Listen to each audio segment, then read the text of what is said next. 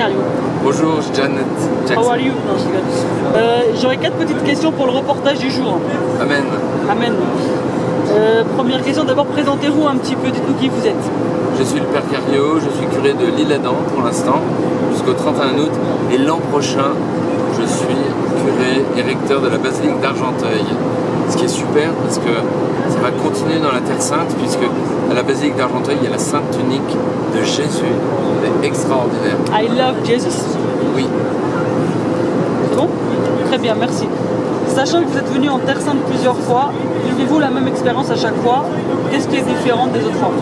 Ce qui est différent à chaque fois, c'est de faire vivre la rencontre avec la parole de Dieu et les lieux que l'on visite avec des gens différents. Donc ça peut être des personnes un peu plus âgées, ça peut être des jeunes étudiants comme là, ça peut être des familles, ça peut être des prêtres.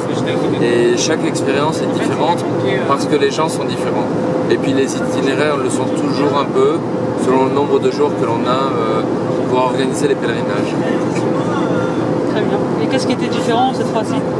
Alors ce qui était différent, c'est que ça a été vécu un peu dans l'expérience du pèlerinage de l'année dernière, qui est vraiment un pèlerinage pour les étudiants, même si tout le monde n'était pas tout à fait étudiant.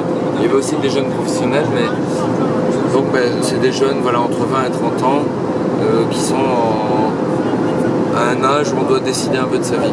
Et ça, c'est formidable d'inclure aussi dans ce discernement la parole de Dieu et les lieux saints en eux-mêmes. Ça, c'est une belle chose. Et puis, j'ai été pas étonné, mais assez émerveillé de la qualité aussi des uns et des autres, la qualité de recherche. J'ai trouvé des gens sérieux, joyeux, mais sérieux. C'est-à-dire il y avait un vrai souci aussi de vie spirituelle. Il y a eu souvent des désirs aussi de temps de silence, etc. Ce qui est jamais facile à caser, ce qui est essentiel, mais difficile à caser dans un emploi du temps qui est très minuté en fait. Et on y est parvenu presque tous les jours, avoir à la fois des temps de silence, des temps en tribu, donc les petits groupes qu'on avait, et ça c'est très positif. Très bien, merci. Quel est pour vous le moment le plus fort du Pélé et pourquoi? Je pense que c'est difficile comme question, mais j'aime beaucoup Nazareth pour ma part, j'aime beaucoup le Saint-Sépulcre. Alors évidemment, ce que je préfère, c'est comme tout le monde, c'est le désert.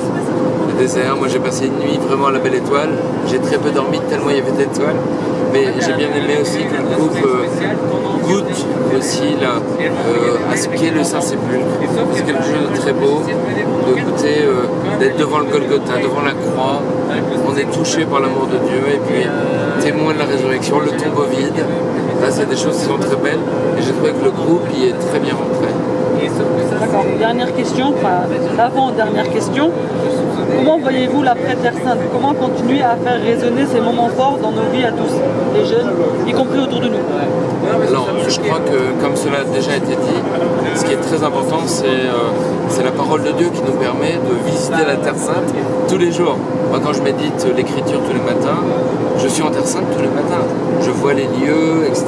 Alors, ça m'aide vraiment à méditer l'Écriture, à imaginer, et c'est important de s'imaginer quand on lit l'Écriture. Et donc, je crois que c'est la Terre Sainte qui nous permet vraiment la parole de Dieu qui nous permet vraiment de continuer l'expérience de la Terre Sainte. Et la parole de Dieu, c'est vraiment à la base, au fondement de notre vie chrétienne.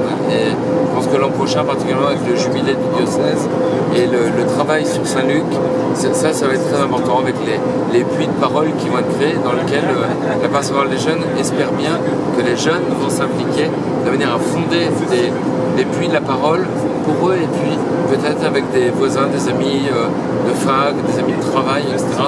Plus ou moins chrétiens peut-être, mais la parole de Dieu, disait un de nos anciens évêques, Monseigneur Renaudat, la parole de Dieu donne la parole aux hommes. Et ça, j'aime bien cette phrase parce qu'on voit que la parole de Dieu, elle est universelle, elle peut toucher tous les hommes. Tous les hommes peuvent se reconnaître dans la parole de Dieu. Merci.